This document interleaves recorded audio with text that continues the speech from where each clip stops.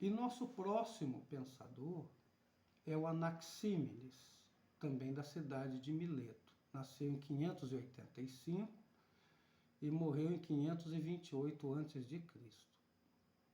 O Anaxímenes ele faz uma proposta que também tem um certo interesse e uma certa curiosidade dentro da filosofia. Ele diz que a arqué é o ar, né? Então, essa proposta dele tem uma vantagem, né, que vocês vão ver depois com a questão do Hegel. Hegel vai dizer que tem uma vantagem aí, né? Então, não só um princípio que sustenta, porque ele também é um princípio que comanda. Então, ele não sustenta, ele também comanda, porque o ar é percebido com o vento, com a brisa, né? O ar ele toca as velas dos navios, né? Impulsiona os navios. Então, nesse sentido, o ar não é apenas uma sustentação, é também uma força que empurra as coisas, que propulsiona as coisas. Então, ele é um princípio de comando, né? E por isso, o ar é a substância mais aproximada que a gente tem da ideia de alma. A alma, que é uma complicação. Quase todos os filósofos escreveram sobre a alma. O Aristóteles, o Platão, né? Todos vão escrevendo. O Santo Agostinho, o Descartes vai escrever a respeito. O que é a alma? A alma a gente não vê. O vento, o ar também a gente não vê. Ele é muito mais fluido do que a água. Então, a percepção aqui de que sendo o ar, e que isso pode ser colocado também para expressar a alma, né, fica aqui uma coisa plausível. Né? O que dá origem ao mundo seria a alma do mundo. Né? Então, sendo o ar, fica uma ideia muito mais aproximada. Né? Um trechinho da filosofia dele, assim, exatamente como nossa alma, que é ar, se sustenta e se governa, assim também o sopro e o ar abarcam o cosmos inteiro. Lembrando que a palavra espírito em grego é chamada de pneuma. Pneuma é sopro. Então está muito próxima aqui a ideia de alma e de sopro, né? A concepção fundamental da filosofia, até hoje. O corpo, por exemplo, do homem, que tem uma alma infundida nele, a alma é que propulsiona o corpo, que comanda o corpo. Sem a alma, o corpo é morto. A palavra alma vem de ânimos, de ânima, aquilo que anima o corpo.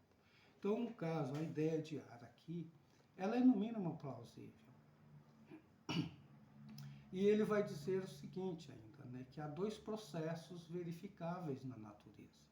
É a condensação e a rarefação, pensando aí na questão do ar. São um duplo movimento que, em dosagens diferentes, responde pela origem das coisas, o condensado e o rarefeito.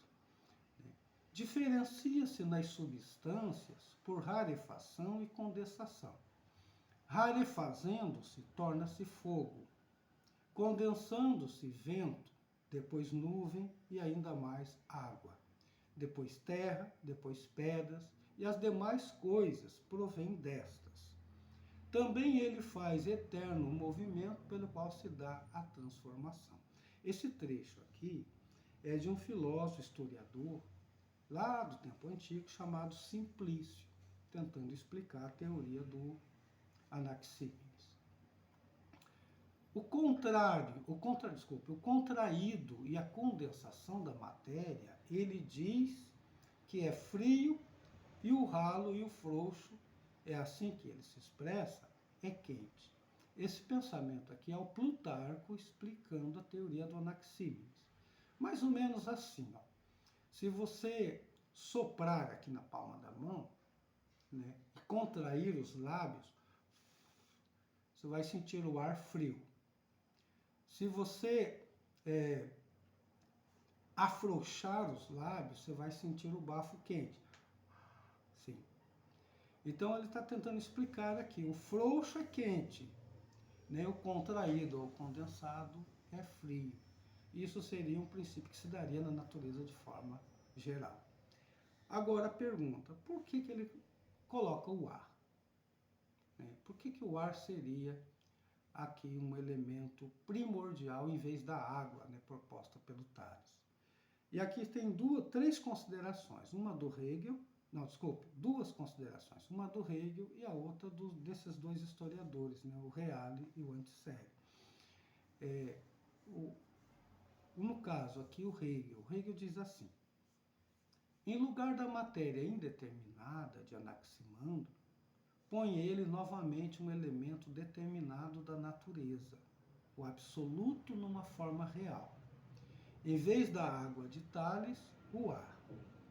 Ele achava, com certeza, que para a matéria era necessário um ser sensível, e o ar possui, ao mesmo tempo, a vantagem de ser o mais liberto de forma.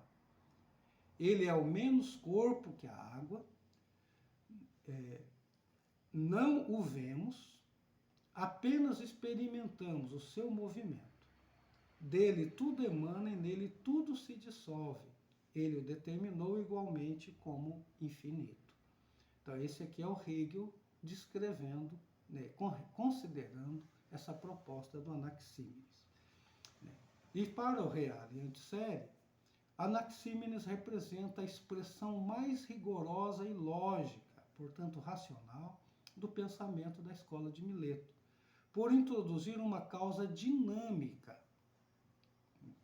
em ruptura com as influências do orfismo verificadas em Tales e Anaximandro. Então aqui a novidade dele é que colocando o ar seria uma forma dinâmica, que no caso, por exemplo, do Tales e do Anaximandro, nós não teríamos essa forma dinâmica. A água estaria entranhada, como pensa numa esponja, está entranhada nas coisas. O ar não, o ar tem esse comando. Certo? O orfismo, pela primeira vez aparece aqui para nós o problema do orfismo. O que é o orfismo? Vamos adiantar isso também. O orfismo foi um movimento religioso, uma seita religiosa, de caráter privado, então uma religião privada. E normalmente a gente chama isso de seita. Em oposição à religião pública. Os órficos desenvolveram seus próprios mistérios e suas práticas. E de onde vem o nome dele? O nome vem do poeta trácio chamado Orfeu. Dos círculos religiosos privados, é o mais importante por ter influenciado o desenvolvimento da filosofia. Como o orfismo faz isso? Ele faz isso justamente por ter introduzido na filosofia, através do Platão, através do Pitágoras, e depois o Platão vai assumir isso, que é o dualismo psicofísico. A concepção de que o homem tem uma dupla constituição, uma espiritual e uma outra material, ou seja, o corpo e a alma. Então, introduziram um corpus novo de crenças e uma nova concepção de natureza humana, em oposição às concepções de Homero, por exemplo. A alma lá em Homero, vocês poderiam depois conferir isso aqui nesse livro de Giovanni Reale, que é Corpo, Alma e Saúde, o conceito de homem de Homero a Platão. Então, por exemplo, lá em Homero, a alma de uma pessoa que morre, ela vira uma espécie de fantasma, ela não reconhece as pessoas que ela conheceu antes. Elas vão lá para o Hades, e as pessoas que, no caso, por exemplo, Ulisses chega até lá, e encontra lá o Aquiles, a alma do Aquiles. O Aquiles não reconhece o Ulisses, eram amigos. Então esse é o pensamento do Homero.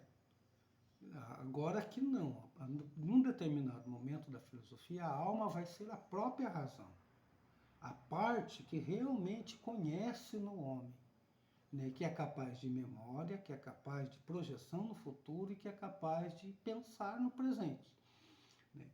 Para Homero, o homem é mortal e a morte representa o seu desaparecimento fatal. E aí ele fica sepultado lá com a alma no Hades, né, no mundo dos mortos.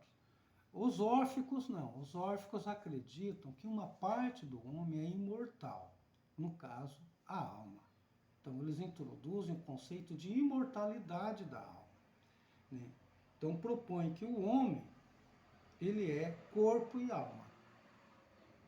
Então, a partir daqui, né, isso entrando para dentro da filosofia, são duas coisas importantes que vão pedir o cuidado de todo mundo, né? Há que ter-se um cuidado do corpo e um cuidado da alma. Os dois necessitam desse cuidado. Então, pensar no homem numa totalidade é pensar enquanto alma, enquanto espírito, e também enquanto corpo, enquanto matéria.